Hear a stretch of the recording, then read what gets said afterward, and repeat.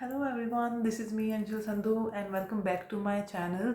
So in last video मैंने आप लोगों के साथ डिस्कस किया था कि क्या बेसिक क्राइटेरिया होता है to taking admission in BSc nursing. In today's video I am going to discuss with you कि क्या बेसिक ड्रेस कोड होता है सीट एग्ज़ाम देने के लिए और उसकी क्या फर्दर जो बेसिकली प्रोसीजर होता है for taking admission in the BSc nursing college in Haryana. Either it is private college और गवर्नमेंट कॉलेज. सो सबसे पहले अगर मैं ड्रेस कोड की बात करूँ तो ड्रेस कोड में आपको सिंपल बेसिक फॉर्मल कपड़े डालने होते हैं, जैसे कि लोअर टी शर्ट हो गया, ठीक है, लाइक वेरी फॉर्मल कपड़े डालने होते हैं, ठीक है, नीचे slippers and all of these crocs वगैरह.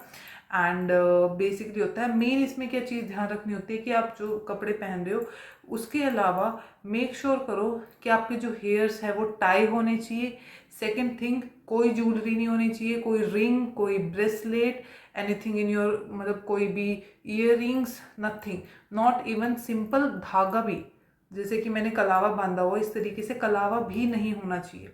बिल्कुल मेक श्योर करो कि क्लोथिंग में इतनी प्रॉब्लम नहीं होती, चाहे आप जीन्स डाल लो, शूज़ डाल लो, वो फिर भी चल जाता है. बट अगर आपने किसी भी तरीके की ज्वेलरी डाली है, नॉट इवन एक धागा भी अलाउड नहीं होता. सो ये चीज़ मेनली ध्यान रखो. सीईटी जो एग्ज़ाम होता है, एंट्रेंस एग्ज़ाम होता है, common entrance test BSc nursing में एडमिशन के लिए, उसमें आप किसी भी तरीके की कोई ज्वेलरी मत पहनो. यहाँ तक कि धागा जो कलावा होता है वो ज्वेलरी में नहीं आता, बट आपको वो भी वेयर नहीं करना है. ये चीज़ तो बेसिक होगी हमारे ड्रेस कोड के बारे में.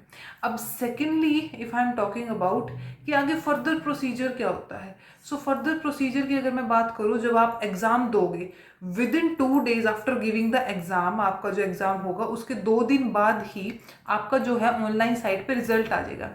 उस रिजल्ट में आपका रोल नंबर, आपका नाम और उसमें आपके आउट ऑफ मार्क्स आपने कितने मार्क्स लिए हैं वो चीज़ शो होगी.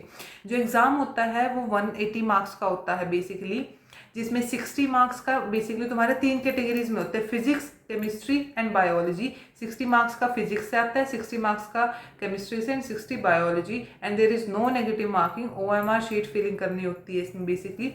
सो आपका बेसिकली 180 मार्क्स का होता है एंड आपको मिनिमम अचीव करने होते हैं 90 मार्क्स. अगर आपको अच्छे गवर्नमेंट कॉलेज में एडमिशन चाहिए सो आपको you have to reach 120. And वो भी थोड़ा कैटेगरी बेस्ड होता है कि जनरल के लिए अलग कट ऑफ है, ओबीसी के लिए अलग कट ऑफ है एंड एससी एसटी के लिए अलग कट ऑफ है. बट अगर मैं इन जनरल बात करूँ किसी अच्छे प्राइवेट कॉलेज में अगर आपको एडमिशन लेना है, सो मेक श्योर करो एक चीज़ कि आपके 90 मार्क्स तो हों for private. Like out of 180 90 score करना it's not a big deal. Because अगर आप सेल्फ स्टडी करो, मैंने खुद सेल्फ स्टडी की थी एंड सेल्फ स्टडी से आप इजीली जो है 90 मार्क्स सिक्योर कर सकते हो, क्योंकि बहुत बेसिक बायोलॉजी के तो बहुत ज़्यादा बेसिक क्वेश्चन आते हैं. तो आप 90 मार्क्स, और फिजिक्स केमिस्ट्री भी एवरेज होती है, 90 मार्क्स लेना it's not a big deal. So 90 marks आप इजीली उसमें जो बेसिकली अचीव कर सकते हो. अब अगर मैं बात करूं कि जब आपके मार्क्स आ जाएंगे, आपके एग्ज़ाम के 2 दिन तक आपका जो है ऑनलाइन जो है रिजल्ट शो हो जाएगा. उसके बाद जो आपके रिजल्ट के बाद का जो स्टेप होता है दैट इज़ चॉइस फिलिंग.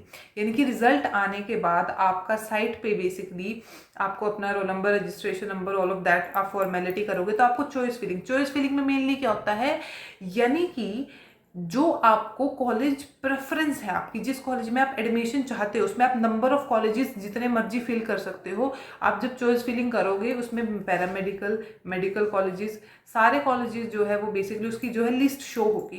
तो आप जितने मर्जी नंबर ऑफ कॉलेजेस अपनी प्रायोरिटी की, आपके नंबर 1 पे आपको जो कॉलेज रखना है अपने प्रायोरिटी वाइज, चाहे आप 30+ कॉलेजेस आप उसमें चॉइस फिलिंग कर सकते हो. मेक श्योर करो कि जब आप चॉइस फिलिंग करो तो अपने मार्क्स के अकॉर्डिंग करो. अगर आपको पता है आपके मार्क्स आउट ऑफ 180 अगर 97 है, 102 है, इस तरीके से अगर आपके मार्क्स है तो आपको प्राइवेट कॉलेज मिल जाएगा.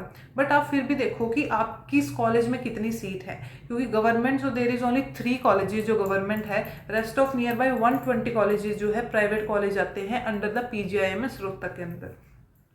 सो बेसिकली आप अपने मार्क्स के अकॉर्डिंग, क्योंकि पीजीआई रोहतक आप चॉइस फिलिंग करने के बाद ऐसा नहीं है जो चॉइस आपने फिल की है उसके अकॉर्डिंग आपको कॉलेज मिलेगा, आपके मार्क्स के अकॉर्डिंग मिलेगा. सो आप चॉइस फिलिंग के दौरान ये चीज़ मेनली ध्यान रखो कि जब आप चॉइस फिलिंग करो तो आप अपने मार्क्स को ध्यान में रखो कि आपके कितने मार्क्स हैं, उसके अकॉर्डिंग चॉइस फिलिंग करो. अगर आप उसके अकॉर्डिंगली प्रेफरेंसली चॉइस फिलिंग करोगे तो अगर आप अपने मार्क्स के अकॉर्डिंग चॉइस फिलिंग करोगे तो आपको फर्स्ट काउंसलिंग में ही कॉलेज मिल जाएगा। बस ये चीज़ ध्यान रखो ना कि आप जिन भी कॉलेजेस को प्रेफरेंस दे रहे हो, चाहे नंबर 1 प्रेफरेंस पे, सेकंड, थर्ड पे, जितने भी आप दे रहे हो, उसके अकॉर्डिंग आप मार्क्स देखना कि आपके इतने मार्क्स है तो आपके किस कॉलेज में एडमिशन। तो मेरे मार्क्स जितने थे उसके अकॉर्डिंगली मुझे पता था कि मेरे इतने मार्क्स है और मेरे इस प्राइवेट कॉलेज में एडमिशन हो सकता है। एंड रिसेंटली मैं प्राइवेट कॉलेज से अपनी डिग्री परस्यू कर रही हूँ।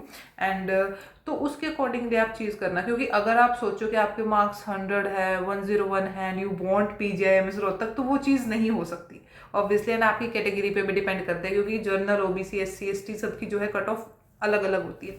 सो वो चीज़ भी आपको मेनली ध्यान रखनी है। तो आप जब चॉइस फिलिंग कर दोगे, काउंसलिंग की जो बेसिकली है डेट आ जाएगी। एंड जो काउंसलिंग होती है वो ये चीज़ भी ध्यान रखना कि काउंसलिंग भी कैटेगरी वाइज होती है, यानी कि जैसे 3 दिन अगर आपकी काउंसलिंग चल रही है, सो मान लो फॉर एन एग्जांपल इट्स 27, 28 और 29 डेट एनी मंथ आपकी काउंसलिंग है। तो मान लो 27 को SC ST की काउंसलिंग है, 28 को जनरल की है, 29 को OBC की है।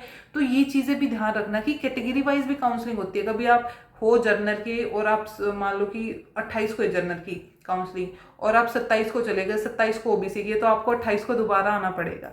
सो ये चीज़ भी ध्यान रखना। अब काउंसलिंग में आपकी जितनी भी formalities, paper work, what ever it is, जो भी होगा, आपका DMC वगैरह देखी जाएगी, आपके मार्क्स वगैरह सब कुछ देखे जाएंगे। तो आपकी वहाँ पर आपको कॉलेज मिल गया। अब अगर आपको जो कॉलेज अलॉट हुआ है, अगर आपकी वो प्रेफरेंस है, तो भी आपको जो कॉलेज अलॉट हुआ है उसमें इन्फॉर्म करना पड़ेगा। और वो कॉलेज आपकी प्रेफरेंस नहीं भी है, फिर भी अगर आपको जो कॉलेज अलॉट हुआ है आपको वो पसंद है, आप उसमें एडमिशन लेना चाहते हो, तो आपको कॉलेज में नेक्स्ट डे आपको जो है बेसिकली कॉलेज में वेरिफिकेशन के लिए जाना पड़ेगा कि यहाँ पर भी हमारा इस कॉलेज में एडमिशन हुआ है। वहाँ का जो बेसिकली डॉक्यूमेंटेशन है वो चीज़ करनी पड़ेगी। अगर आपको वो कॉलेज नहीं चाहिए जिसमें आपका जो कॉलेज आपको अलॉट हुआ है, जो कॉलेज की आपको अलॉटमेंट हुई है, उसके बावजूद भी आपको वेरिफिकेशन के लिए कॉलेज में जाना पड़ेगा इस चीज़ की वेरिफिकेशन के लिए कि मुझे ये कॉलेज नहीं चाहिए and I will go for the next second round counselling. मुझे सेकंड राउंड की काउंसलिंग के लिए जाना है। उसके लिए भी आपको पहले कॉलेज में वेरिफिकेशन जो आपको अलॉट हुआ है वहाँ जाना पड़ेगा। अगर आप सेकेंड राउंड की काउंसलिंग के लिए जाते हो तो उसका थोड़ा क्राइटेरिया चेंज होगा। अगर फर्स्ट राउंड की काउंसलिंग में आपको जो कॉलेज अलॉट हुआ है, you will be happy with that college, so you have to submit the 10th plus 2 DMC and your migration certificate in the college, and जो भी आपका बेसिकली फी स्ट्रक्चर वगैरह होता है वो सब चीज़ आपको जो है बेसिकली करनी है। बट अगर आपको वो कॉलेज नहीं चाहिए, you go for the second round counselling, तो उसमें आपको 5000 रुपीज़ ऑनलाइन जो है वो पे करने पड़ेंगे। साइट से वो सारा जो है बेसिकली फॉर्मेलिटी प्रोसीजर होता है। 5000 रुपीज़ आपको पे करने पड़ेंगे for attending the second counselling. अब आप ये मत सोचो भाई हमें सेकेंड काउंसलिंग में जाएंगे, हमें थर्ड में जाएंगे तो आपको ऐसे 5 पे करने पड़ेंगे। तो अगर आपको 5000 रुपीज़ वहाँ पर पे करने पड़ेंगे, डोंट थिंक कि 5000 रुपीज़ पे करने पड़ेंगे सो वो आपका लॉस होगा। नहीं, जब आपको 5000 रुपीज़ आपने पे करे for an example second counselling में, सेकेंड राउंड में, और आपको आपका जो प्रेफरेंस कॉलेज है वो मिल गया, क्योंकि जैसे जैसे राउंड इंक्रीज होते हैं, second round, third round, stray round, तो कट ऑफ भी जो है बेसिकली वो डिक्रीज हो जाती है, right. So there be chances कि आपको कम मार्क्स पे भी गवर्नमेंट कॉलेज या अच्छा प्राइवेट कॉलेज मिल जाए। तो जब आप वो 5000 पे कर दोगे, जब आपको वो अपना preference college for an example आपको अलॉट हो चुका है सेकंड राउंड में, तो आपको बेसिक जो फीस स्ट्रक्चर होते हैं 60,000 को जो आपको ऑनलाइन क्रेडिट कार्ड के थ्रू जो है यूनिवर्सिटी में पे करना पड़ता है। वो चीज़ तो 60,000 फिक्स है, उसके ऊपर कॉलेज 40,000 ले रहा है, 50,000 ले रहा है, वो कॉलेज का फीस स्ट्रक्चर है। वो 60,000 तो फिक्स है जो आपको यूनिवर्सिटी में ATM कार्ड के थ्रू, क्रेडिट कार्ड से आपको पे करना पड़ता है। तो अगर आप सेकेंड काउंसलिंग के लिए जा रहे हो और आपने 5000 रुपीज़ पे करे हैं, देन आपको जब आपको अपना प्रेफरेंस कॉलेज अलॉट हो जाएगा तो आपको 60,000 की बजाय 55,000 पे करने पड़ेंगे ऑनलाइन, क्योंकि आपने 5,000 ऑलरेडी काउंसलिंग में पे कर दिए। इन शॉर्ट, अगर आप नेक्स्ट राउंड की काउंसलिंग के लिए जाते हो एंड सेकेंड राउंड के लिए आपको 5,000 पे करने पड़ते, थर्ड राउंड के लिए आपको 10,000, वो आपके रिकवर हो जाते हैं जब आपको आपका प्रेफरेंस कॉलेज अलॉट होता है। क्योंकि अलॉट होने के बाद अगर आपको अपना प्रेफरेंस कॉलेज मिल चुका है तो आपको यूनिवर्सिटी को जो पे करने हैं वो कम पे करने हैं। अगर आपने 10,000 दिए हैं थर्ड राउंड की काउंसलिंग में आप गए हो, तो आपको 60,000 के बजाय 50,000 जो ATM कार्ड से जो है आपके कॉलेज अलॉट होने के बाद आपको पे करने पड़ते हैं, अगर आपको वो कॉलेज चाहिए। If you are okay with the college जो भी आपको अलॉट किया गया, अगर आपको वो कॉलेज चाहिए, आपकी प्रेफरेंस में है, देन पे 60,000 या 55,000 अगर आप सेकेंड काउंसलिंग के लिए गए हो, और 50,000 if you are go for the third counselling में अगर आपको कॉलेज अलॉट हुआ है। बट अगर आपको वो कॉलेज नहीं चाहिए then you don't have to pay fees to the PGI Rohtak, then go for the next round और स्ट्रे राउंड के लिए अगर आपको जाना है तो आप उसके लिए जा सकते हो। सो ये बेसिक क्राइटेरिया होता है जो भी आप काउंसलिंग अटेंड करते हो, क्या कुछ उसमें जो है चेंजेस होते हैं उसके अकॉर्डिंग ये होता है। तो बेसिकली ये बेसिक आपका काउंसलिंग का प्रोसीजर होता है एंड क्या कुछ इसमें जो है आपका फी स्ट्रक्चर होता है, काउंसलिंग के टाइम पे आपको क्या कुछ फी पे करनी पड़ती है। इट्स काइंड ऑफ कह सकते हो आप एक तरीके से फाइन पेमेंट होती है ये आपकी, कि अगर आपको नेक्स्ट काउंसलिंग अटेंड करनी है देन यू हैव टू पे। सेकेंड काउंसलिंग के लिए आपको 5000 पे करने हैं, थर्ड के लिए 10,000। वो चीज़ आपकी फिर जब आप यूनिवर्सिटी में फी पे करोगे उसमें रिकवर हो जाते हैं, तो आपको उतना ही लेस पेमेंट करनी पड़ेगी, आप माइनस कर लो 60,000 में से।